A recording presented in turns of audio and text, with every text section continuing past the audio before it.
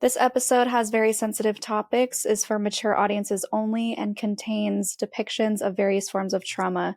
Viewer discretion advised. I was unworthy to be around him. I was unworthy to be around others. I was unworthy to eat food. That's how dirty I was. He put me on a strict diet of basically starvation. I was given 1 gallon of Tang a day. I drank Tang for 5 months. I slept on concrete for 8 years. Oh, No bed, no pillows. I was hit with things like 2x4s, cattle prods, electric switches, extension cords. I didn't have friends. We weren't friends. We weren't allowed to be friends with people within our own group, these people that I grew up with. Like we shared this experience, but none of us were friends. We weren't allowed to talk. We got in trouble for talking. Sleep deprivation is a really great way to control. Our meetings could be anywhere from 8, 10, 12 hours long.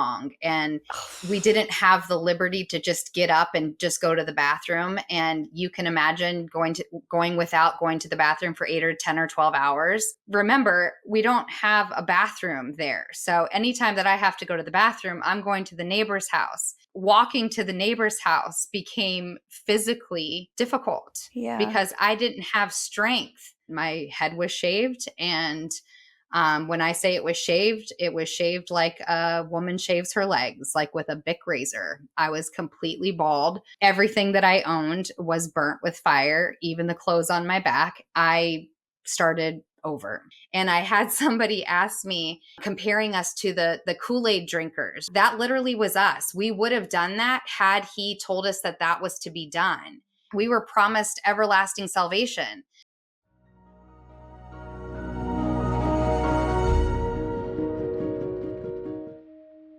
Hey, my name is Shalise Ansola, and this is Cults to Consciousness, where we discuss leaving high-demand religions or organizations and finding healing and independence through awareness and true individual sovereignty. If you're only listening, head on over to YouTube instead and see our faces. We love it when you guys can interact with the post. It really helps the algorithm. It shows our guests amazing support. We have the best community leaving the most heartfelt comments, and I'm so proud to be a part of it. And of course, it boosts the video to more people so we can raise more awareness. You can find some shorter clips of our show if long form is not your jam. We did create a sister channel at Cults to Consciousness Clips, where you can find 8 to 10 minute snippets of our show that we are resurrecting from previous episodes. That link is in the description. So today's guest, she reached out through our job form. This is a reminder that if you are interested in being interviewed on the show, you can fill out the job form link that is in our About section. We do love to see those come in. So she was one of those. She's from a cult we have never talked about before, and it definitely needs to be talked about. It is called the Disciples of Lord Jesus, or it was when she was in it. We will be leaving out the name that it is now just to protect some identities of people who are still in, but it is up in Wisconsin, run by a singular cult leader who we will be referring to as Cult Man. And she has written an entire book about it called Glory Going All In. And so I'm really looking forward to getting into her harrowing story. Thank you so much for joining us, Martha Kartaoui. Hello, and thank you for having me. I'm so honored to be here. Yeah, it was kind of like a back and forth. We were trying to make this happen for a long time. I think it happened at the perfect time, though, because of what's going on in your life now, and we'll get to that at the end. But just the way you have come so full circle. I mean, reading this, honestly, it was like, it just keeps, things just keep happening. You can't catch a break. It was just one thing after another, and you ended up, even when you deconstructed, dealing with so many physical ailments. The body keeps the score, right? And you've had to do so much work in unpacking and healing, and now you're on the path to help others heal through your medicine, through your therapeutic work, through the support groups that you're creating. And so we're going to get into all of that, but I'm just really grateful to you for coming on and being willing to share all of these things with us. Absolutely. Again, I'm honored to be here. I think that being part of a cult and surviving a cult, like awareness is the number one thing that we can do for people that are still in it. And also it makes others feel less alone who have had experiences within a cult. And that is my mission, is to help others feel less alone that have had the types of experiences that I have. because it is a niche. It is, people don't talk openly about cults. And so what you are doing and what you are bringing awareness to is huge. And I just have to say thank you so much. When I saw the work you were doing, I was like, whoa, this is somebody I have to know and somebody that I need to talk to, because she's doing what I'm trying to do. So thank you so much. Oh, thank you. I really appreciate that. And again, we couldn't do it without brave people such as yourself coming on and sharing. So, within this cult, let's give kind of like a rundown of what it is because we've never talked about it before. I've never heard about it before. So, let's kind of give people an idea of who started it, why people follow him. I know there's a lot of things and I'll bring us back to it, but and what it actually looked like in reality. So this cult's been going on for over 50 years. My parents joined in 1975, and my parents were part of it for almost over 30 years. I was born into it, I was raised in it, and I escaped at age 25.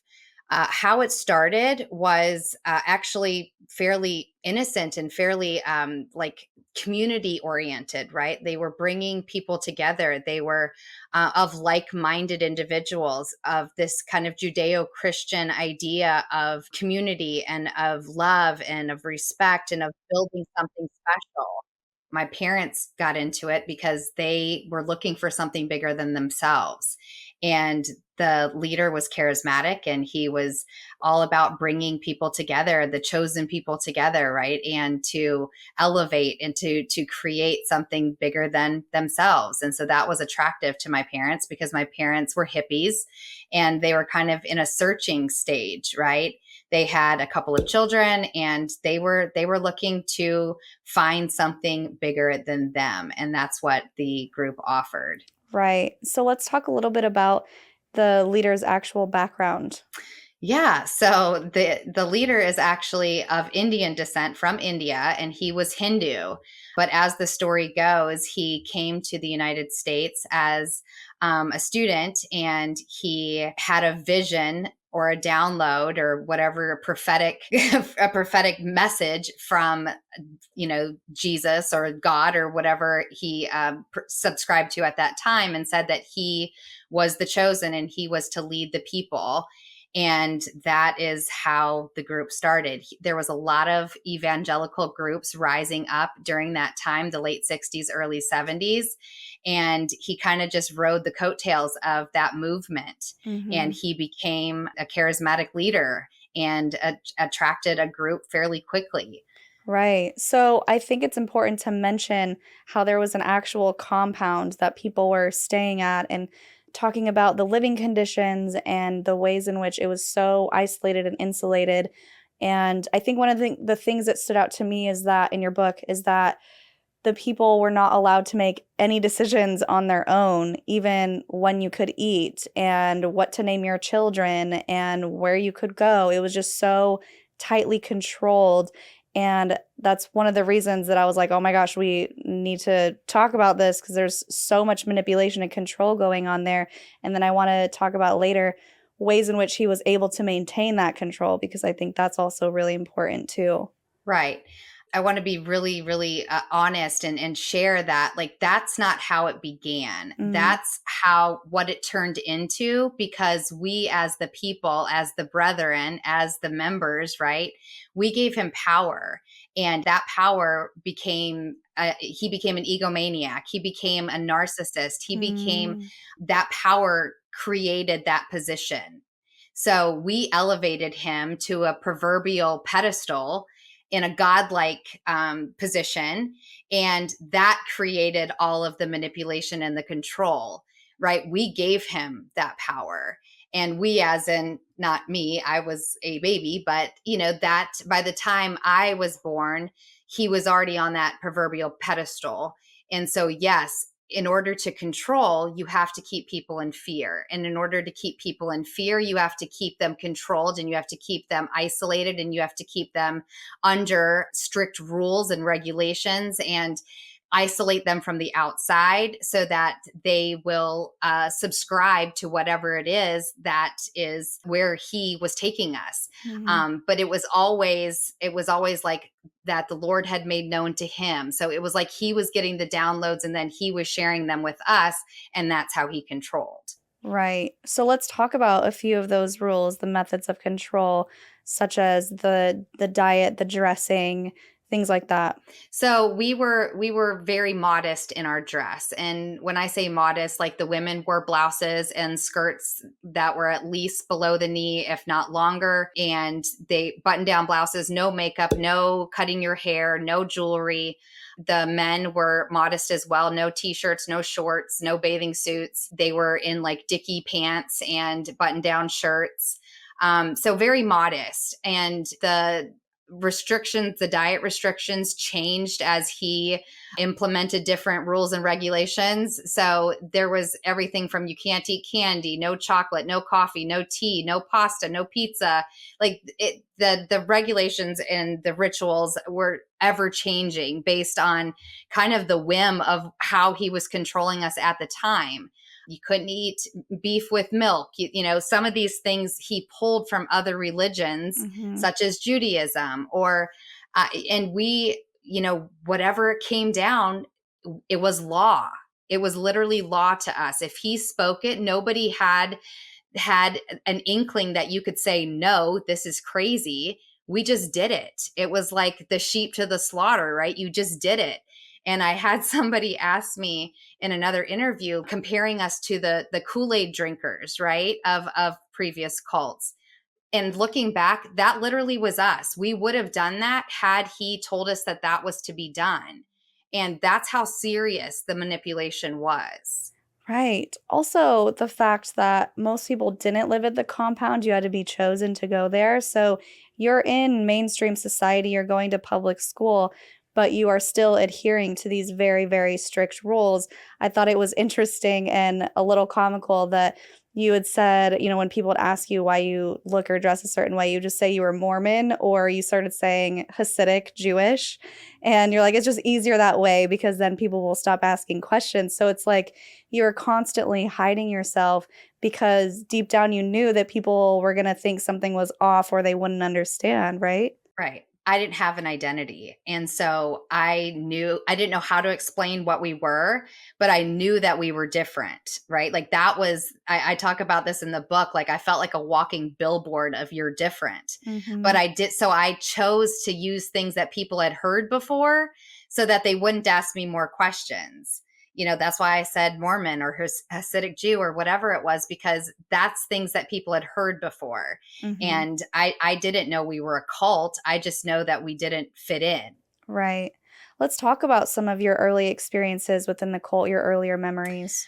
Yeah. Well, let's back up. So the being part of the compound or being part of the cult required us to go to the compound every single weekend from Friday until Sunday. And we would make a trek or voyage. We lived 4.5 hours from the compound. And so every Friday afternoon, my parents would load all of us kids up in the van and we would drive the 4.5 hours to the compound. And then we spent the weekend at the compound. And then on Sunday late, usually getting home just in time for school or work. And that's how we spent every single weekend of my childhood until age 12, when we moved out of state and therefore we couldn't make the weekly treks. But our lives were literally consumed with the group. Monday through Friday, we lived in our own home 4.5 hours away from the compound, but Cult Man was still so fibrously intertwined in everything that we did, everything that, like you said earlier, he named all of us children. So anytime there was a new baby born, that child was named by him and prayed over. What we ate was regulated by him. What school we went to was regulated by him. What profession, people went into, if they were going to buy a house, buy a car, all of those things were run by him, where you had to get permission. You had to get, the Lord's blessing. And the only way to get the Lord's blessing was to go, he was the intercessor. We had to go through him. Can you explain or describe for those who aren't familiar? Well, no one's familiar yet, but I guess I'm familiar because I read your book, what the actual compound looked like and consisted of?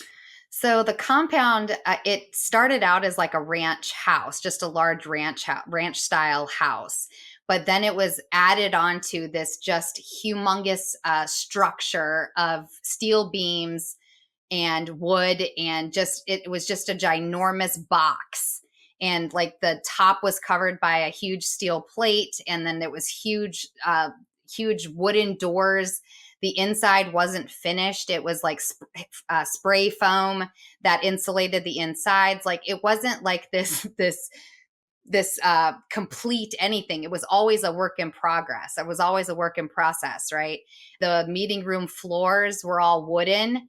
At the beginning, it was rock, and then it was changed to concrete, and then to wood. So over the years, it changed as more and more people came. But yeah, it was just a very large multi-room structure. Like one of the rooms was for sleeping and eating. One of the rooms was for prayer and meetings. Another room was one of the kitchens that he used for cooking for the masses. Like, so they were these just big open spaces, but no bathrooms.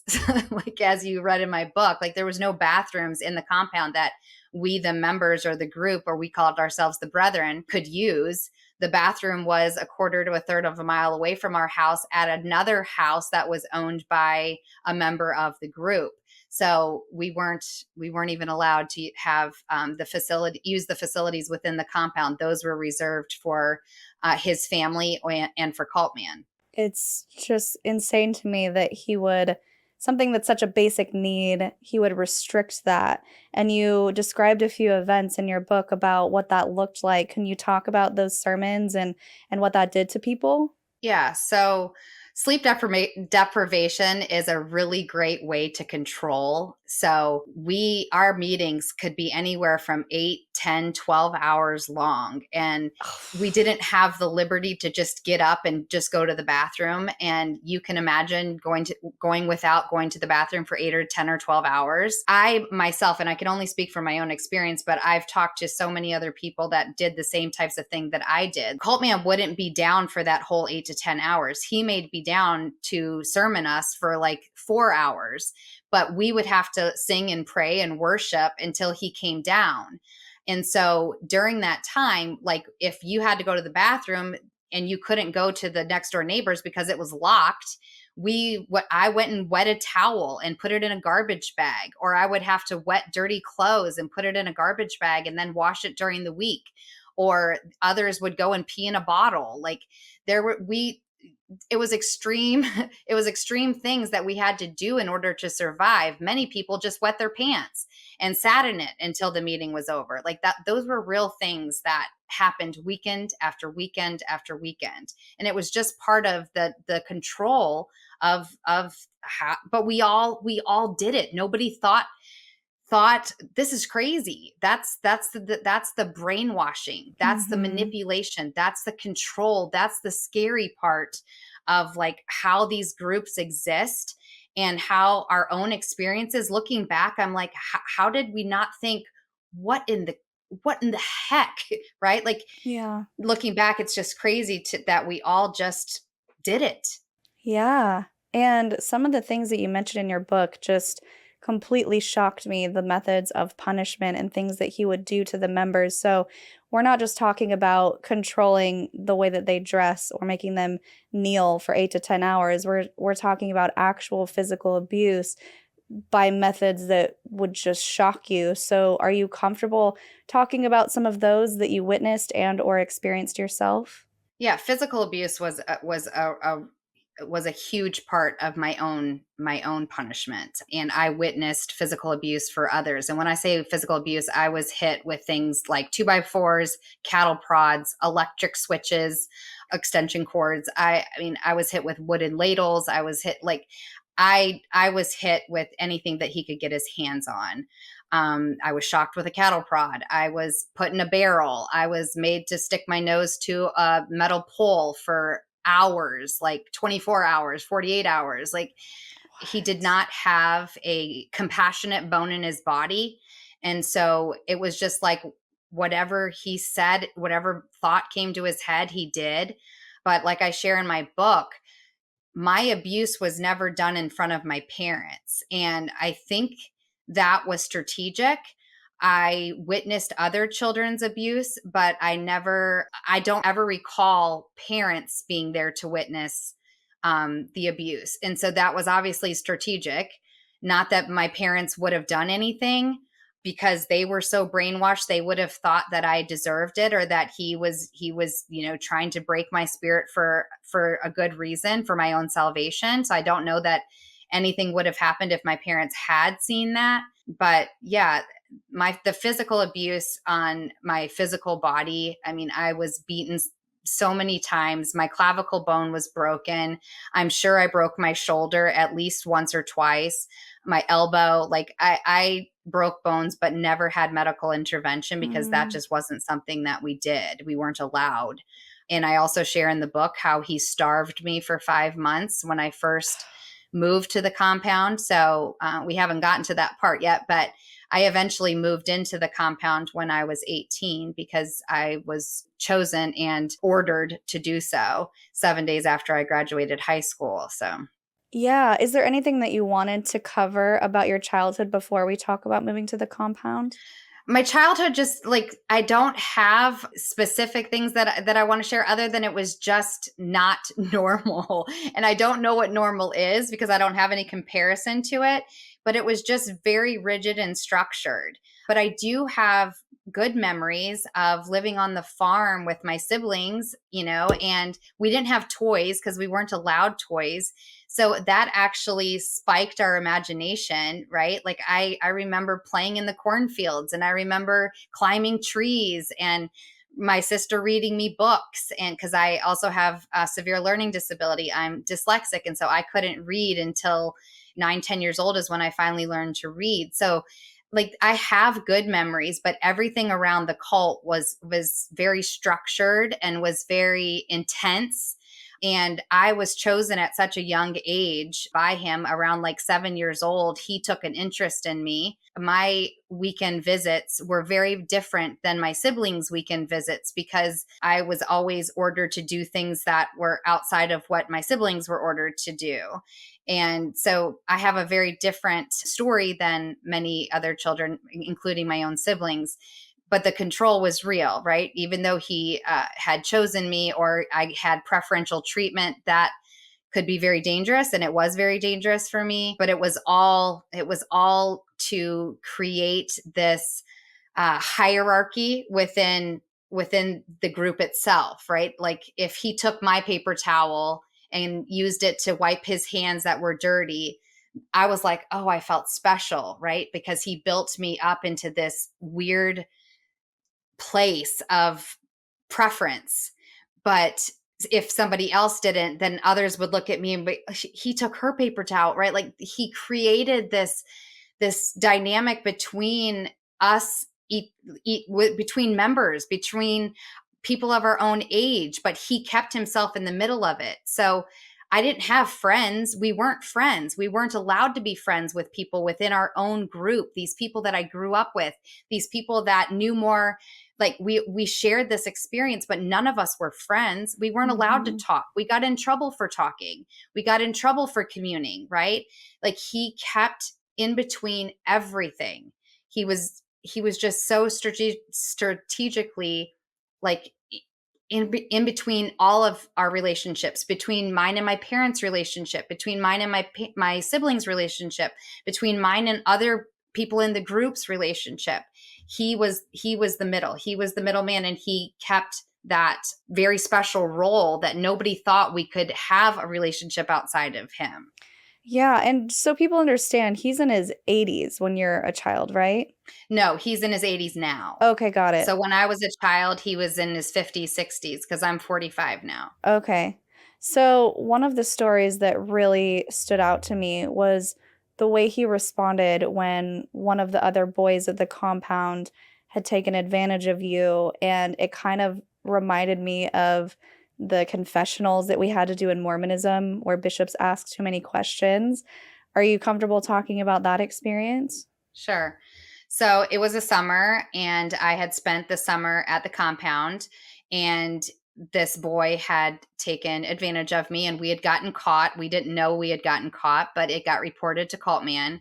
And so that weekend, when Cultman came back to the compound, he pulled both of us into this private room. And you were 11. Yes. Okay. And we were pulled into this private room, and he both of me and the boy sat on either side of him on our knees, so prostrated on our knees, and he sat Indian style side saddle.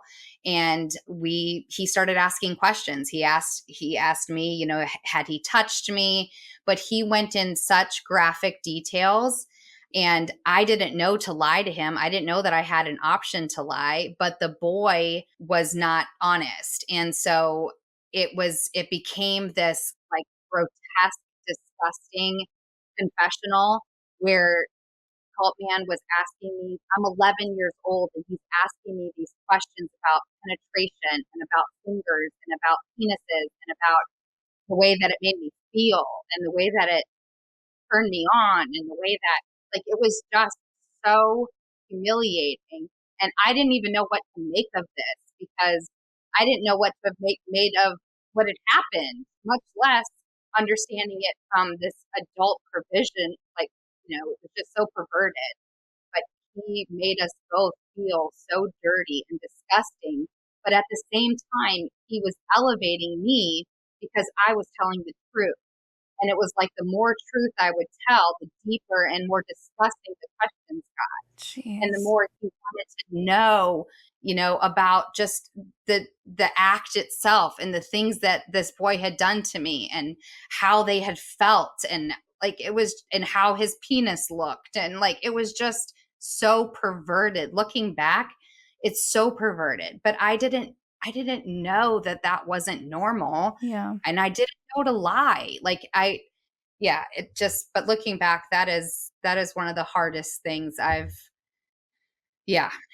Wow, I'm so sorry. That's so disgusting and obviously taking advantage of a child and exposing them to things that they shouldn't be talking about. You shouldn't have had those conversations. Safe touch is a conversation, but not getting graphic detail like that. And I feel like the way that you talked about him is in your book about the different examples, it seemed like he was a very perverse man and would preach purity and holiness, but then also kind of go the other direction. And I mean, him asking you details like that, but then later on calling you things like a whore and unclean and dirty and gross and all of this stuff is like, okay, how does this make sense? How is he justifying this? Yes, all of that, right? Like I would never have said that he was perverted at the time because we would never have, that would have been such a stretch. Like we saw him as reverence, as godlike, Mhm. as pure, as holy, as all of those things. So we didn't see the perversion, right? And I experienced this thing. And yet I felt that I was the one that had done something wrong, me and this boy, not that he had done anything wrong, right? I made it okay, just like every other member did, as all the things that happened to us over all these years. We made it okay. But yes, he would turn it on us. Like I was a filthy whore. I was unclean. I was defiled. I was all of these things. And yet he used these things to control us, to keep us small, to keep us meek, to keep us humble, to keep us from having an identity of anything other than something so disgusting that doesn't even deserve to live or doesn't deserve to, to even speak to him or to, right? Like that's how small he kept us. I can't imagine how you must have been feeling, especially because it wasn't your choice, you were taken advantage of. And I think it plays into your reaction as a teenager, and also teenagers are just gonna explore anyways because that's normal.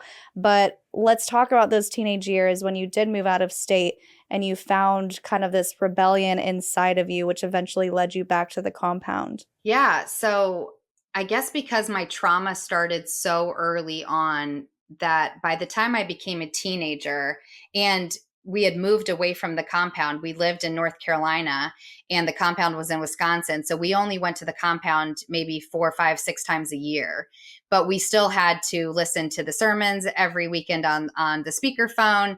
But we didn't have to have the same rules and regulations like sitting on your knees for all of those hours because he couldn't see us. We didn't have Zoom then, thank God.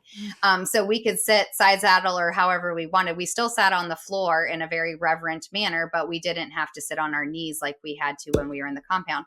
But yes, those teenage years, I just wanted to be normal. I just wanted to fit in. I just wanted to have friends and do things and experience.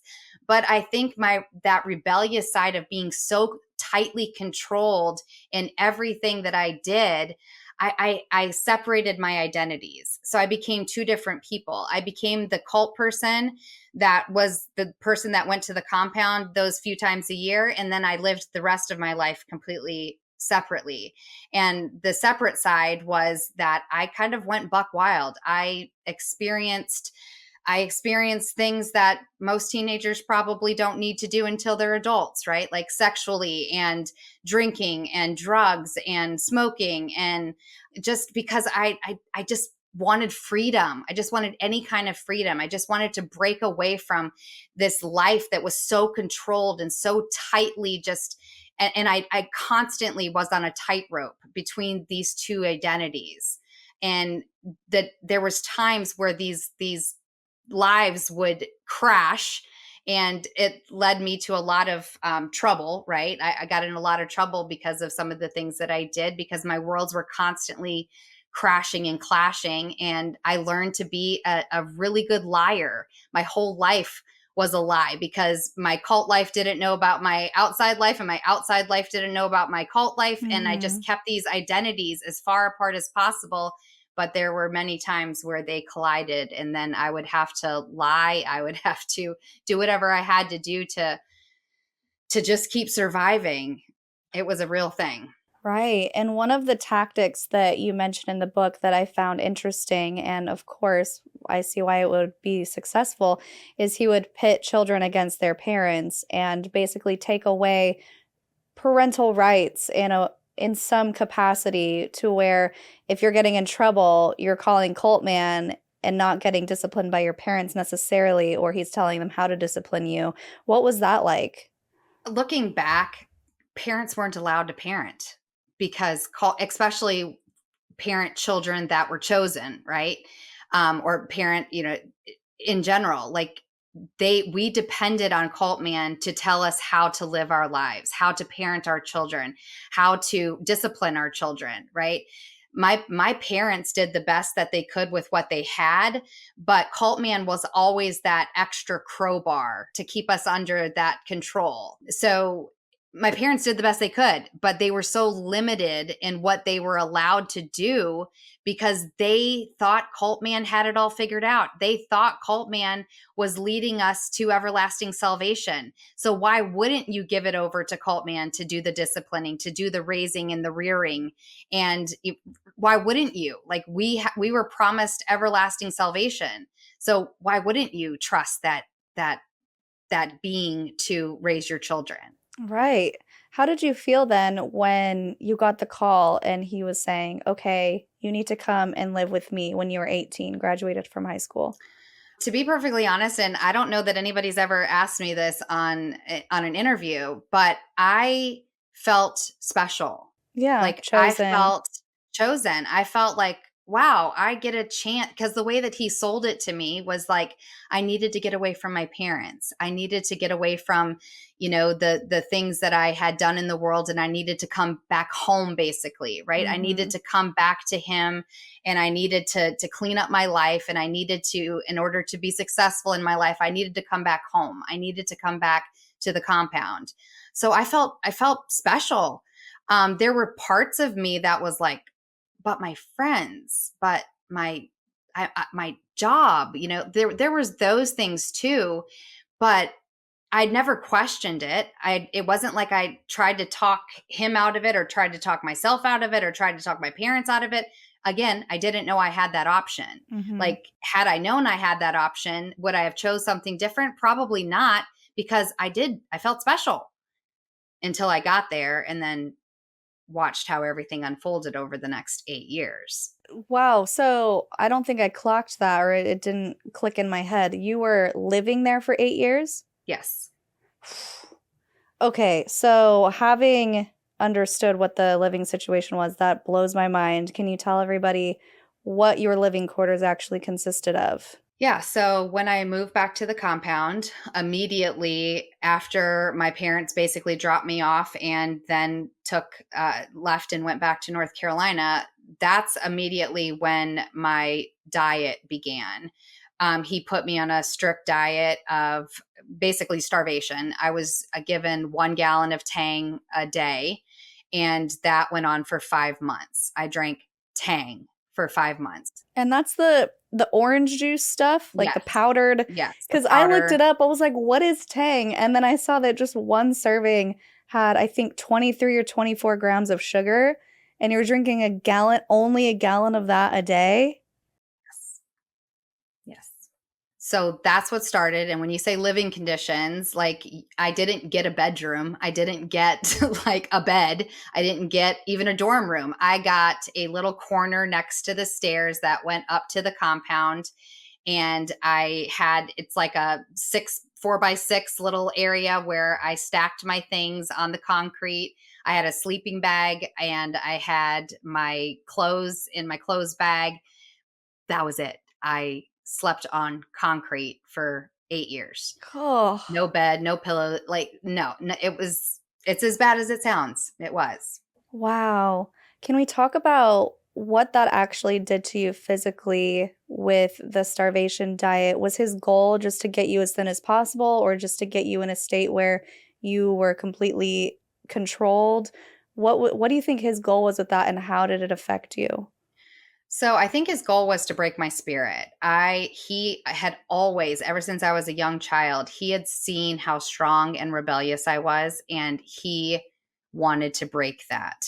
He wanted me to submit. He wanted me to be something that I wasn't. And so when he sold me the diet, or he sold me the purification, it was because I had defiled myself so badly in my teenage years, with boys and with drugs and with alcohol and with smoking and all of the things. Like, I was so defiled and I was so dirty and I was so disgusting that I needed to repent and I needed to be cleansed of those things.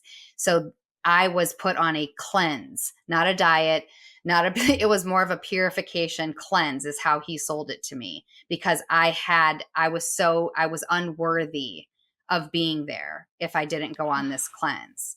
I was unworthy to be around him. I was unworthy to be around others. I was unworthy to eat food. That's how dirty I was. That's how filthy I was. That's how bad the things that I had done were. And because of that, and because you were raised in this, you truly believed that yourself. Yeah, I Ugh. did. So when you're going through this physically, you're thinking, well, I deserve this, right? I mean, I can only imagine what you must have been going through just drinking this powdered sugar juice for 5 months with no solid food. You mentioned in your book that a piece of iceberg lettuce was a treat. And I'm thinking, whoa, that's a treat. So, what did you actually go through? It started out as like, I was like, yeah, I am all of these things. I am dirty. I am disgusting. I am unworthy, right?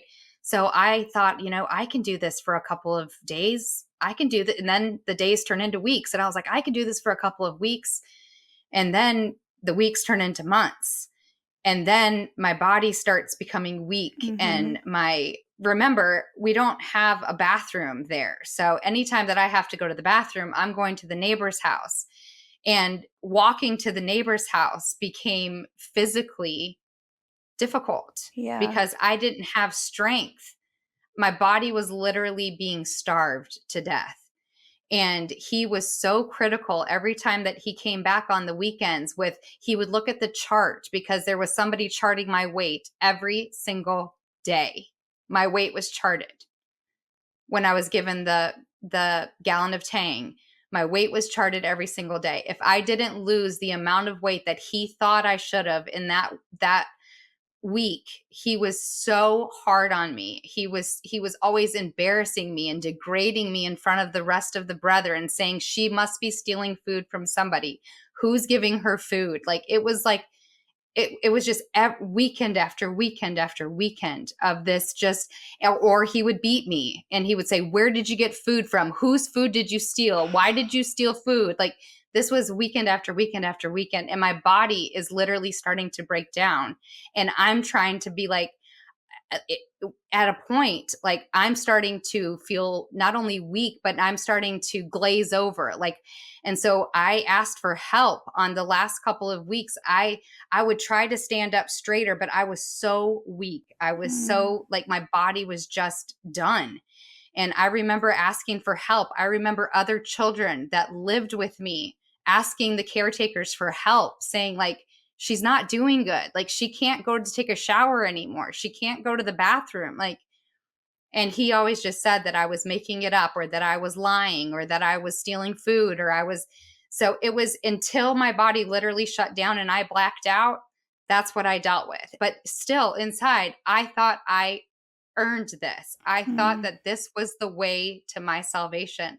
I thought this was the way that I was going to be cleansed of all of the unrighteousness that I had done in my teenage years, right? Like, I thought this was my penance to pay in order for redemption, in order for God to forgive me, in order for Cult Man to forgive me, in order for me to, like, get another chance at life, right? Because I had messed up so bad. I mean, in retrospect, I was just a damn teenager. Yeah, you did not deserve that. Like, what a hell. I can't imagine what you went through physically, mentally, emotionally, spiritually, just put down at your absolute lowest, literal rock bottom for you, where you mentioned that they had to bring in a doctor. They wouldn't allow you to go to a hospital, or else it would draw attention to the cult. And even then, still torturing you on Thanksgiving with your family. Yeah, that is a moment that still is painful to talk about.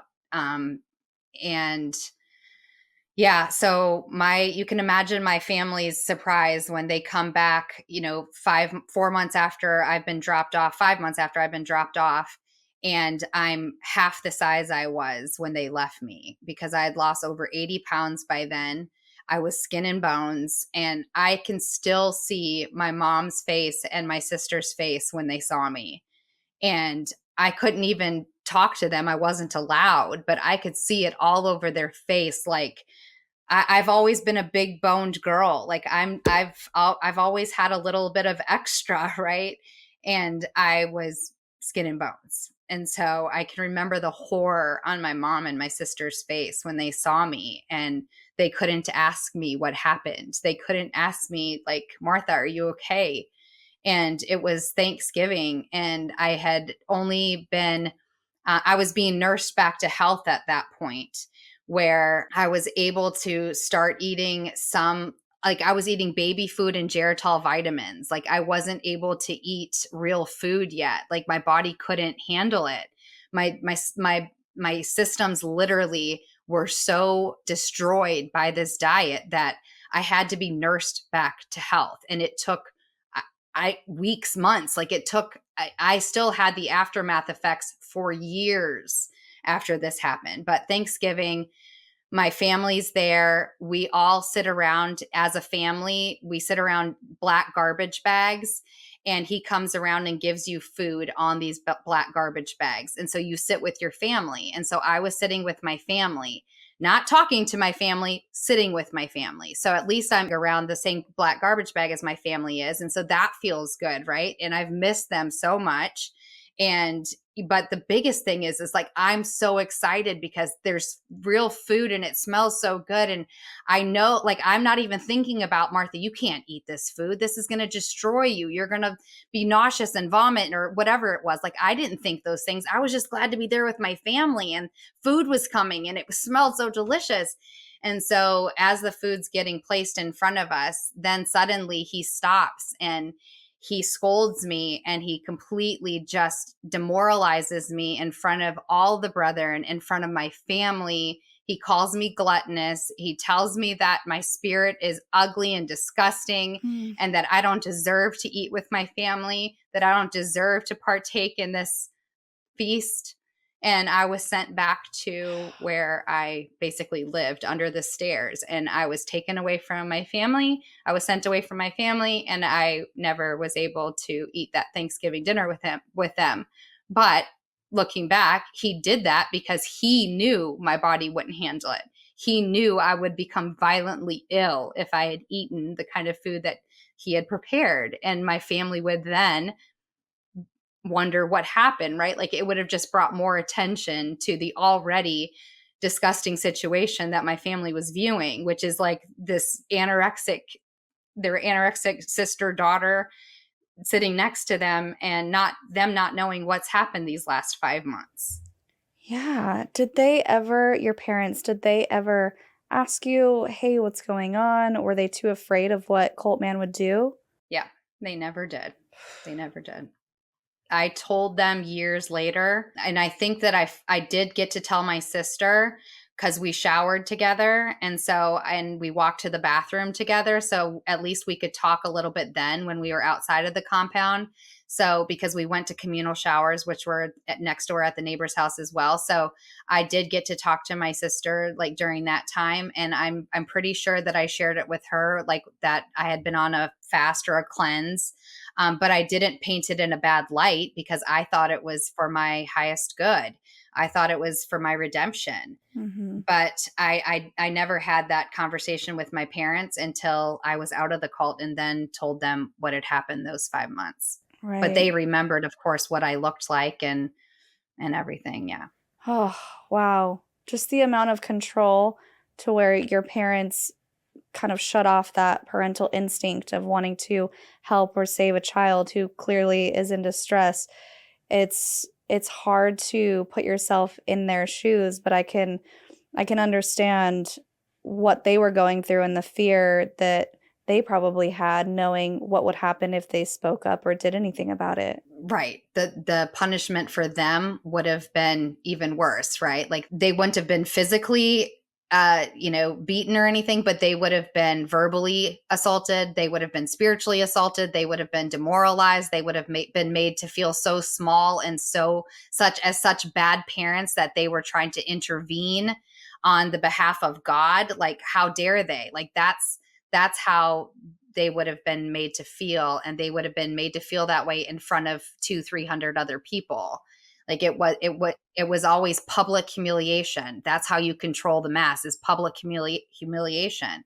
And then you have others turn on them, right? Like I share that in my book about how that's another tactic that he used to control us, is that he turned us on each other within the group, so that we would tell on each other, so that we would tattle, and like to elevate ourselves into a little bit safety, we would have to rat somebody else out, right? Mhm. So it was all brainwashing and control were all tactics that he used to make sure that he stayed in control.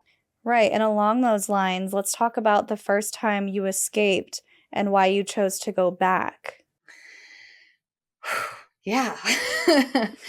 So I was 19, and I had been there for a little over a year and a half, and I had gotten into college, and I just did not like this life, right? I just, it wasn't that I thought it was wrong. I just didn't like the rules. I didn't like the beatings, obviously. I wanted out. And I got an opportunity to get an out. And there was a boy that was part of the cult, and he was kind of on the fringes of the cult, but his family was still part of the cult, and he was back in town. And long story short, I made the decision to run away with him. And so I did, and I was successful in getting out of the compound and running away with him. But then very quickly, it turned into just another nightmare when he asked me to marry him. He put a ring on my finger. We went to his grandparents' house. It was this very kind of surreal, like it feels like it was so, it just felt weird, right? It just didn't feel right, but it felt like my only chance at freedom. And so I was willing to do just about anything to get out, to get a different life. And so things happened, and I made the decision to go ahead and leave with him anyway. And then while we were running, I always just felt this in my gut, like this isn't going to end well. Like my intuition was just on high alert and like this isn't going to end well. And on one of the first nights we were gone, he forced himself on me in a hotel room. And after that, I was just, I'm like, again, like I must be asking for this. This must be my penance for running away. This must be, because I sinned once again. Now again, I'm hurt. Again, somebody's taking advantage of me. Again, right? And so I withdrew and I went into this place of like, why did he do that? This was my only way out. And Yeah. now I'm so angry. I'm so mad. I'm so hurt. Now what do I do? And so I made the decision to call Cult Man and beg for his forgiveness and go back to hell.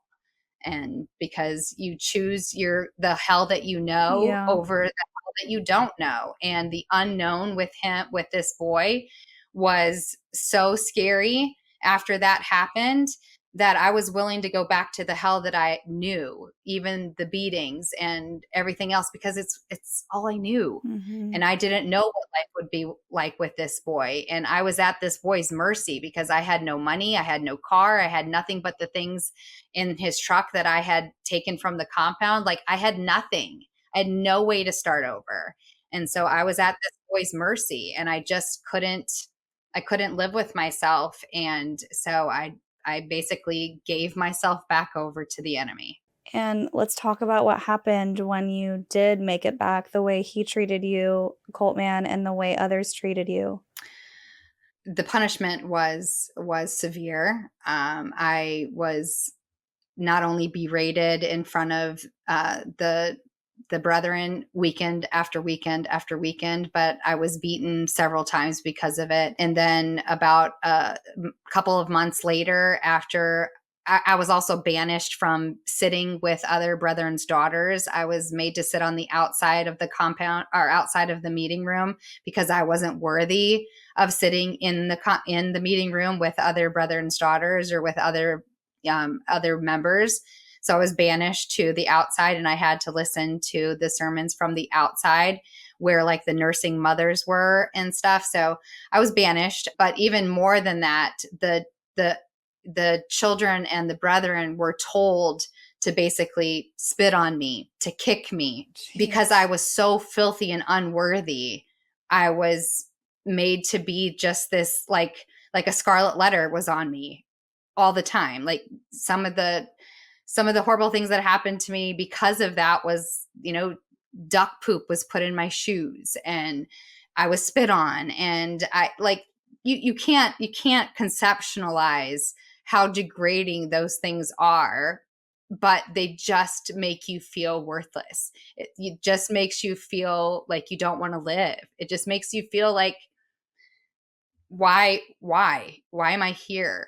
But at the same time, I felt like I deserved it. I felt like I had done something so bad and so wrong that I didn't deserve to sit with other brethren's daughters. I didn't deserve to be in good graces with Cult Man. I had done this to myself. So anyway, about 2 months later, after I had run away with the boy, Cult Man stopped a meeting on a Sunday morning, and he said that the Lord had made known that in order for me to be forgiven, that my head should be shaved and that all of my belongings should be burnt with fire, and that I would be given a new start and I would be all forgiven if I would do these things. And so like this elation came over me of like, I have a chance to be forgiven. I have a chance to like start over and like for this not to be my scarlet letter, right? And so that is what happened. My head was shaved. And when I say it was shaved like a woman shaves her legs, like with a Bic razor. Like I was completely bald. Everything that I owned was burnt with fire, even the clothes on my back. Everything was burnt in the burn pile.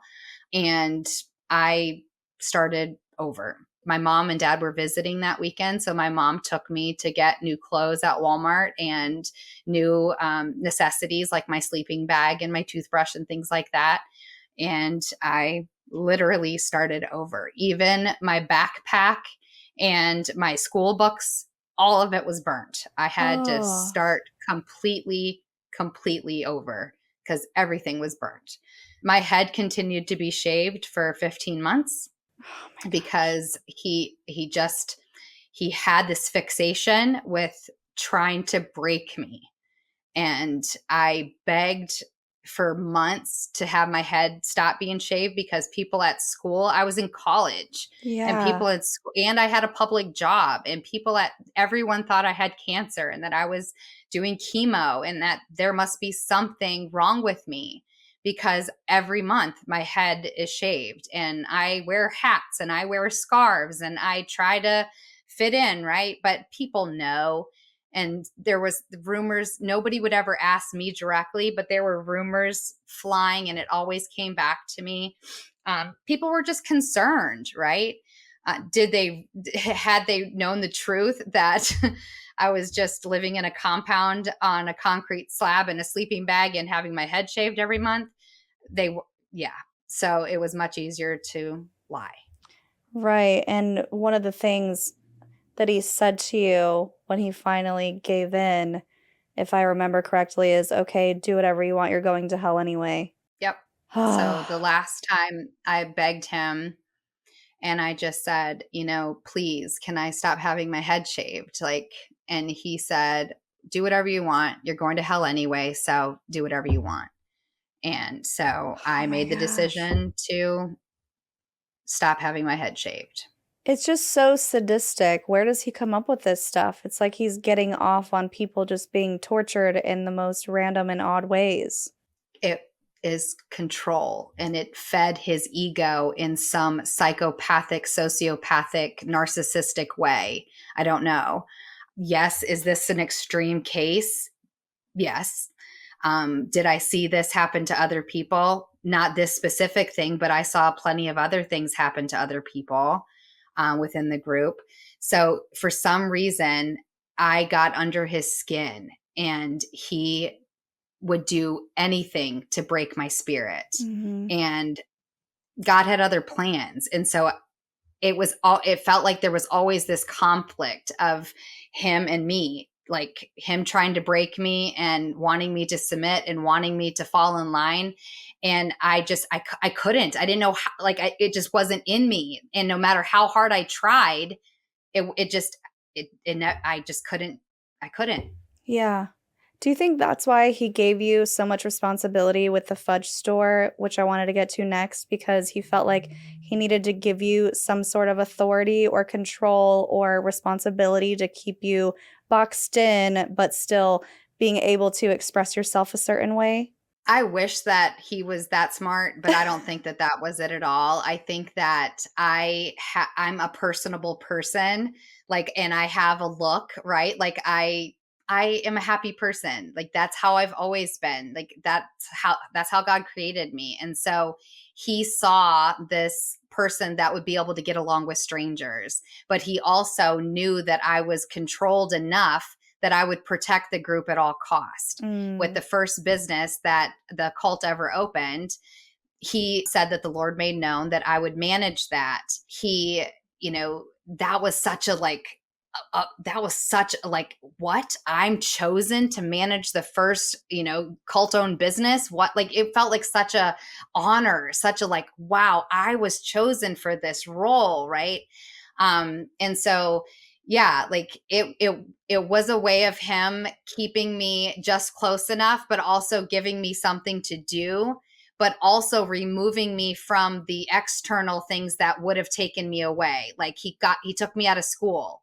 I think had I been allowed to continue in school, eventually I would have found a way to not come home, not to Mhm. come back to the compound, because I was learning things in university, and I was my mind was expanding, and I was understanding that this isn't right. My mind was expanding. And so he had to remove me from that external validation that I was getting that might be able to suck me out, suck me away, right? He had to remove that temptation. And so he put me in the fudge house so that he could control me, but I also, I was good at it. I was good at dealing with people from the outside, and I was good at protecting the identity of the cult and all of those things. But what he didn't anticipate was a sweet old grandpa coming in and befriending you. I love that part in your book. I was like, oh, Papa, what a good guy. Just coming in and slowly gaining your trust and understanding you and wanting to help you. And especially something that we didn't mention was the working conditions. So you're not making any money, but you're running this thing almost 24/7, 365 days a year, no time off. You're just there, and I think that was a mistake on his part because you were able to interact with regular people from the outside. So let's talk about your relationship with Papa. Papa, oh my gosh, my guardian angel, my hero. Like I owe this life that I'm living now to Papa, but Papa was one of the very first customers into the Fudge House when we opened. And Papa was an elderly man that just befriended me. And he started coming daily to the Fudge House, and we just built this beautiful relationship. And I had never had extended family because cults, are so isolated. They don't want you to interact with extended family because they might pull you back out into the world, right? So I didn't know my grandparents, and I didn't have a loving relationship with them. So I really enjoyed this old man. I really enjoyed Papa, and I really enjoyed his attention, and I really enjoyed our conversations. And he and I spent hours, together, and just talking and getting to know one another. And I filled a void inside of him. His wife was in a nursing home in town, and I filled a void inside of him, just like he filled a void inside of me. It was just like this connection that was so beautiful, and it would end up being what saved me and what got me out of the cult. And so I Papa's been gone for about 12 years now. He passed on, but Mm, he got to see me start my life over, and he got to see what he did for me did not go in vain. And I know that he is really proud of the woman that I've become. And I'm so grateful that I had a Papa. And that's like my mission now, is to be a Papa for other people. yeah. Because he really was really special, and he got to know me for who I was. And he knew my identity long before I did. That's so sweet, and I love that. Just a reminder to everybody watching that you could be that glimmer of hope for somebody in what they feel like is a hopeless situation, and just your kindness could change someone's world. So you illustrated so beautifully your escape story in the book. Would you be able to talk to us about how you actually put all the pieces together and physically escaped? Sure. So I'm not going to give all of it away because you can read it in my book, but I'll give you the acorn version of my escape story. So I had found my sister on the internet. My sister had separated from the cult years before. And so I had found her on the internet because we had internet in the Fudge House because we did online orders for fudge.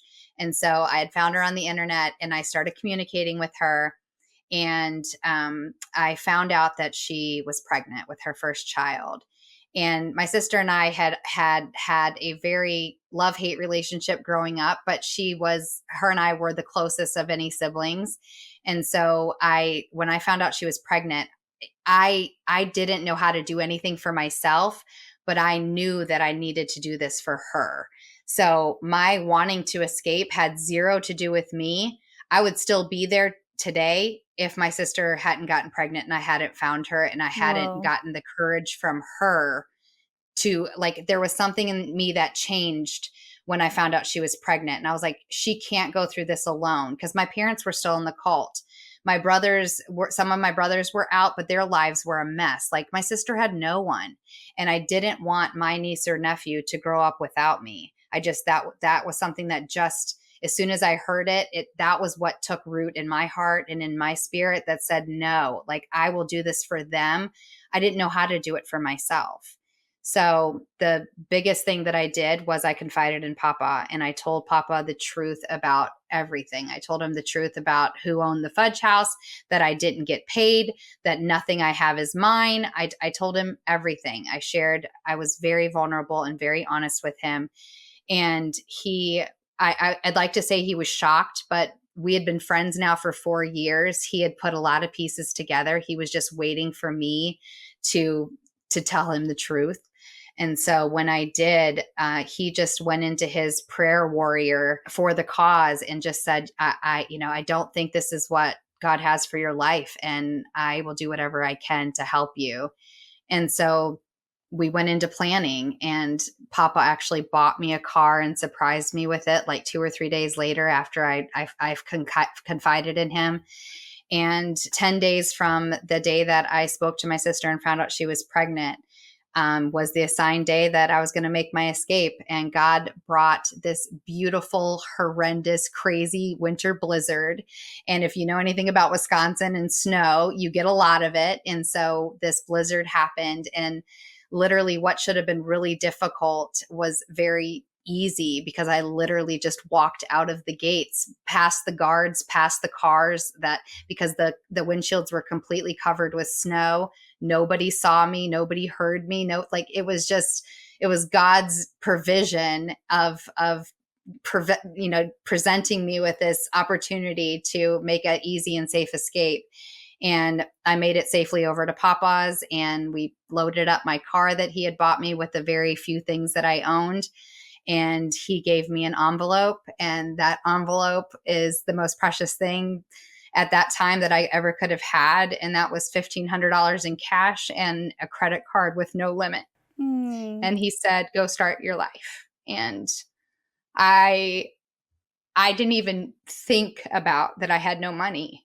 I didn't even think about, how am I going to start over? How am I going to get home? How am I going to get back to my sister? I didn't even think about those things. And I should have. I was 25 years old, almost 26.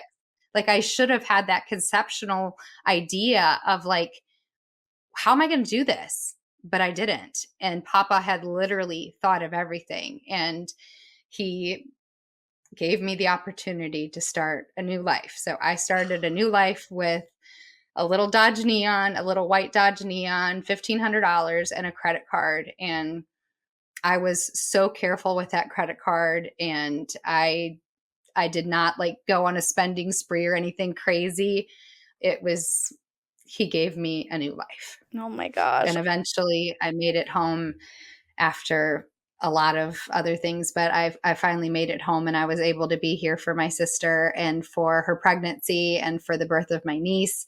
And I tell my niece, even to this day, she's 19 years old, I tell her she's my reason. And she was my reason, because she was the reason that I found the courage to change my life and to choose my life, even though I didn't have the courage to do it for myself. I did it for her. Oh my gosh, that's amazing. I'm choked up over here. What an angel. It just, it touches me in a deep, deep place in my heart. It's so beautiful that he was that guiding star for you, that literal guardian angel for you, who could just help you get out and start a new life. And I loved reading about your first love story, your marriage, and how your husband was there for you, how he was your rock through really your transition, because once you leave a cult, you still have to deconstruct. So can we just talk a little bit about what that was like for you, how your body did hold on to the traumas and how it expressed itself once you were physically safe? Yeah, that's the biggest misconception, is that when you finally are free, that you're really free. And that is the biggest misconception. Becoming part of this civilized world and having to navigate this world that I knew so little about, right? Now I've been in a compound for 8 years. I don't know I don't know anything about this outside world. Yeah. I have been cut off for all of these years. So navigating the world was scary in itself. And then I find this man that loves me unconditionally and just wants me to be safe. And I am honest with him from the very beginning about my experiences. in a shallow way, right? Like I don't yet know that it was a cult. I'm not calling it a cult. I just told him of the things that I had experienced. But I'm, for the first time in 27 years by this point, I stopped running. And I've literally never stopped running because I've never felt safe enough to do so. So what happens when you stop running is your nervous system says, "Hey, what are you doing? We don't know how to be still. We don't know how to be loved. We don't know how to be appreciated. We don't know how to be honored. Run. This is scary. He's going to do something bad. The other shoe's going to fall. Go." That's what happened. My nervous system went crazy. And so for the first time, I'm safe, but my nervous system won't let me to just be. Mm-hmm. And so I start creating chaos in my life. I start creating chaos in my marriage. I start creating chaos in my body because all of the trauma is catching up with me now that I'm finally safe.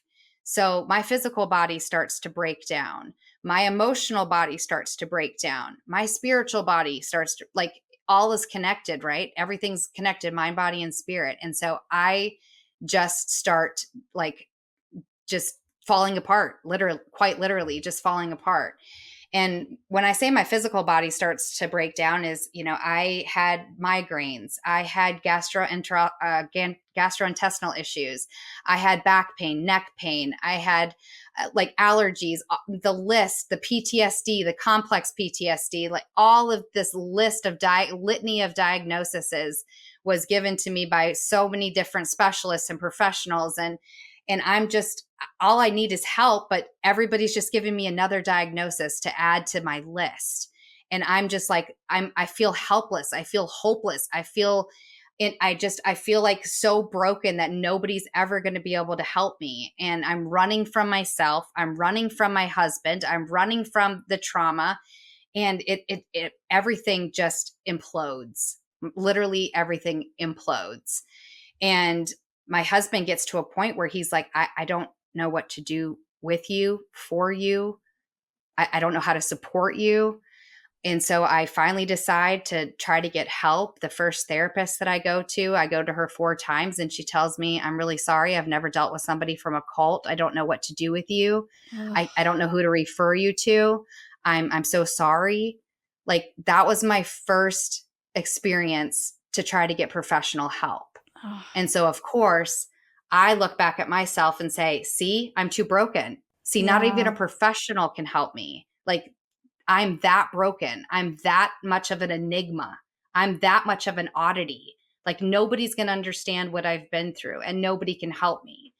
And so I went down that pity potty for years until eventually but all the while I'm thriving in my profession. I'm thriving in my career because that's where I'm putting my energy, because that's something I could control. Everything else is so out of control in my life, but I could control my career and I could control how I would show up. So I was thriving. I was administrator for physical therapy. I was a therapeutic massage therapist on the side and was building that business. Like, I was thriving professionally. But everything else, that facade of, like, that professional facade that I was able to carry throughout those 8 hours, 10 hours a day, that home life was an absolute nightmare. I wasn't sleeping. I had nightmares. I had night terrors. I was sleepwalking, sleep talking, sleep fighting. Like, there was no peace in the rest of my life. But professionally, I was good. That was where I could put on the mask and just push through like I had done for my entire life of keeping those two worlds separate. I was a pro at that. But then eventually even that would implode, and I would eventually realize that everything was stored on a cellular level and that there was help. And I know that that's where we're going next. Yeah. Oh my gosh. Just everything that you went through, and then you finally get free. You get what you think is going to be peace. You find a happy marriage, someone who accepts you for you, loves you unconditionally, and then your body's just like, okay, now we can relax because you've been in this fight or flight mode your entire life. And I can only imagine what those cortisol levels did to just everything, right? And you had mentioned about being hospitalized at one point and excessive weight gain and just everything that you went through is so horrendous. And I just wanted to add my I'm so sorry that you had to go through that. And I'm so happy that you were able to pull yourself out of it. And everyone right now is going, okay, how did she do that? So I'm going to give the floor back to you.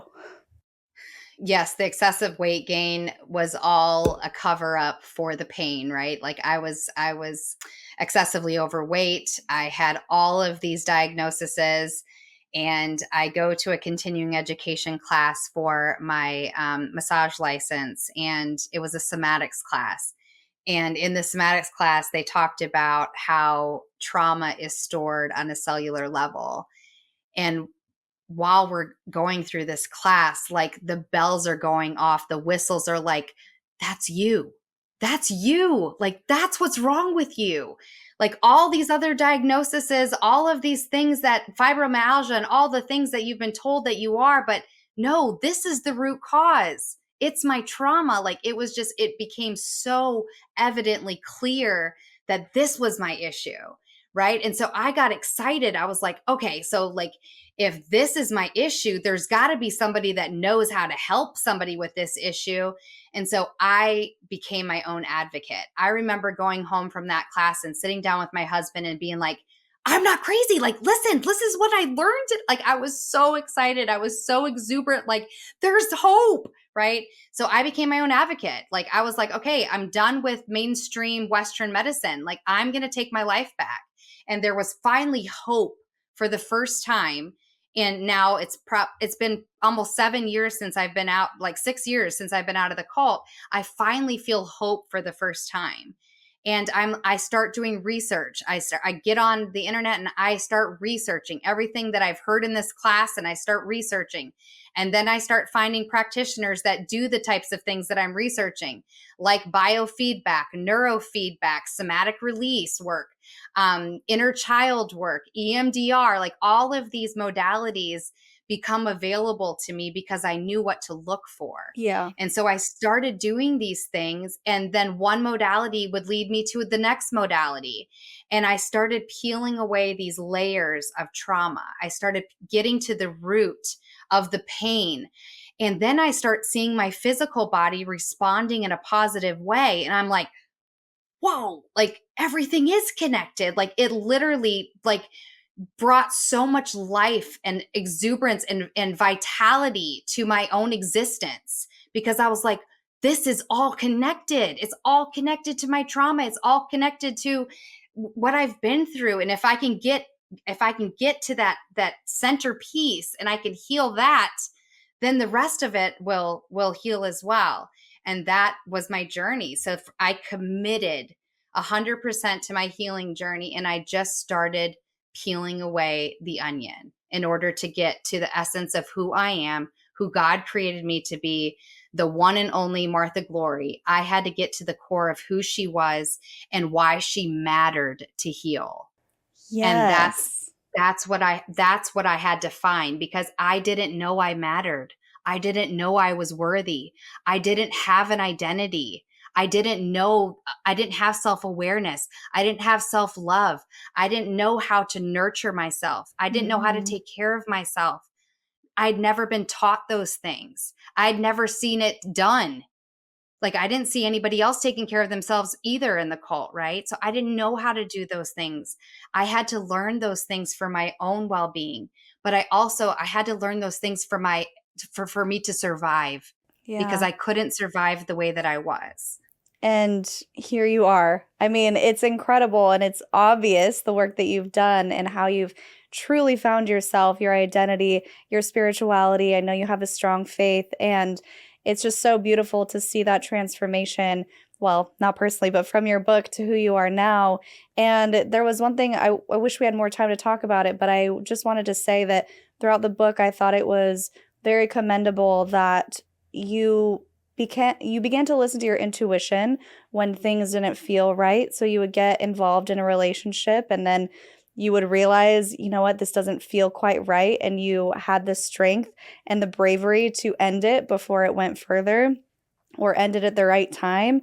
And I thought it was a really beautiful thing. And that's why I wanted to bring it up, because it's okay when you're learning who you are, when you're leaving a high control group, it's okay to have people in your life for a reason, a season, or a lifetime. It doesn't have to be forever. You don't have to be a people pleaser. I know that's a big one coming out of cults. You can listen to yourself and go, you know what? If I'm being honest, this doesn't serve me any longer. And because it doesn't serve me, it's not going to be what's best for this other person as well. And just being able to let it go, move forward, grow into the next relationship. If that feels right, great. If it doesn't, move on. So with all of that, I just want to know where you've landed now. And I want to talk about the resources that you are currently working on to provide others who have left high control groups. Yes, thank you. So, one of the things that what you're describing right now is one of the most important lessons that I've learned in this whole healing journey. And the healing journey has been arduous. It has been difficult at times, but it's been the most rewarding work that I've ever done. And I'm very, very, very proud of the woman that I've become and the woman that I have found inside of myself. Yeah. She was always there. She was just mucked up by all the trauma and all the pain and all the experiences. But I had to wash that and peel that muck away in order to get to the diamond that I am. So one of the most important things that I learned along this journey was when you get in touch with who you are and in your own self-love and self-worth and self-awareness, you understand that not everybody can go on this journey with you. You will be required to let things go that no longer serve you. You will be required to make choices that are no longer in alignment with the person that you're becoming. And you will know that there's just some things that can't continue if you are truly in alignment with your highest self.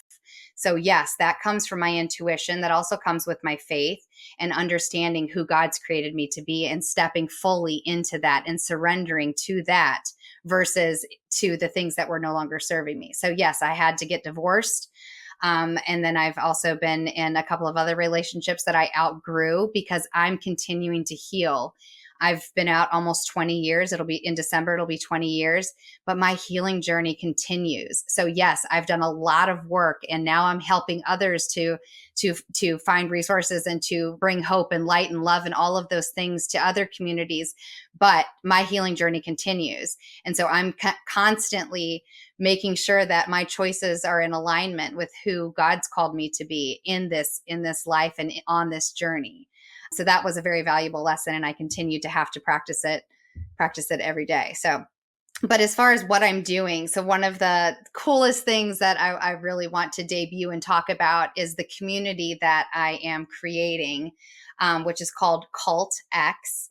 And it is not only a platform, it's a community. It's about bringing connection, bringing healing, bringing resources, bringing understanding and comprehension to something that that people on the outside don't understand unless you've been in it. Right. And so I want to be a light. I want to be a voice. I want to be an advocate. I want to be a papa. And so for me, Cult X is that place where people from cults can come and we can commune, we can share, we can heal, and you can find resources, you can find group therapy, you can find other things that other places don't offer because they haven't been through the types of experiences that a high controlled group survivor has been through. Mm-hmm. And so I'm really, really excited about that. And that is coming very soon. I'm working on creating all of it right now, and it will be debuting very, very soon. I'm also working on another book. So there's just lots and lots of things happening, but bringing love and light and helping people that have left high control groups feel less alone is my mission. That's amazing. So assuming that it's ready by the time this airs, where can people find that, the Cult X? So it will be at www.cult-x.org. And they can also email me at martha@cult-x.org as well. Great. Thank you so much for being that resource for helping people, because I get it. I mean, I've been through a few therapists myself, and I'm like, do I really have to sit and use my entire allotted hour to just explain Mormonism to you? Like, I just want someone who gets it so that I don't have to go there and I can just be like, this is what I'm dealing with. So I love that you are creating the space. You are filling a need. It's definitely there. And you're just so inspiring, everything you've gone through and how you've come out the other side. And I just commend you. Great job. Thank you. Thank you so much. Yeah. I'm really proud of where I've come from and what I've turned that trauma into triumph and power, but I'm really excited about where I'm going, where we're going. And I just know that there's people out there that need this help, need to feel less alone, need to be seen. And I want to create the safe space for that to happen. Yes. Amazing. So let's get a Linda Listen moment. Sassy statement as a viral video with the toddler goes, or something inspirational. So my listen Linda moment is this: surviving a cult does not have to be a death sentence. You have the ability inside you to reclaim your life. It just takes courage and intentionality. You got this. So good. I love it. I feel like that should be somewhere on the website. Oh, it Like, will be. surviving a cult is not a death sentence, or Not a a death logo, or sentence. not a logo. What's it called? The Tagline. word is not a tagline, a motto. A motto. I feel like it Motto. should be a motto. That's so Yes. great. Thank you for coming on Part of and the mission. sharing. Is there anything that we Yeah. didn't get to that you wanted to say, or any final thoughts before we go? The only other thing is that another thing that I'm doing, which is really special to me, is that I'm creating healing retreats and healing workshops for cult groups, and that is something that I'm again really excited about. This is something that I have credentials in and understanding in. I'm a certified life and health coach, but also a life visionary, and have lots of tools in my tool belt. And so I'm taking that and creating a safe space for people from cults to share in person. So if you're interested in booking a workshop or a healing retreat with me, get in contact. Yay, that's amazing. I love that you're doing that.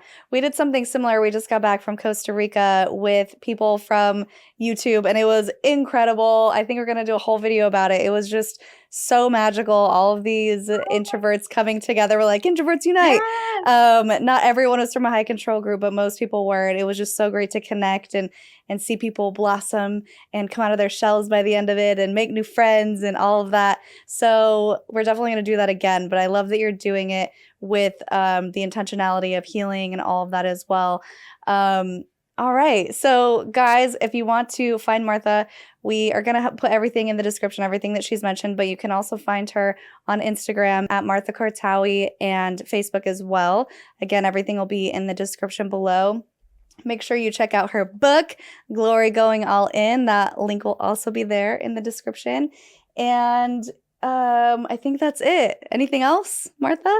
No, this has been an absolute honor. Thank you for letting me share my story, but also the story of all the other people that have been in my group and in other high control groups. Thank you for the safe platform to do that. Yes, absolutely. And as I mentioned off camera, I would love to talk to more people who are willing from the specific group, because again, I feel like no one's heard of it and it needs to be talked about, and we want to platform those voices as well. So guys, if you're listening, thank you so much for making it to the end. Leave those words of encouragement for Martha.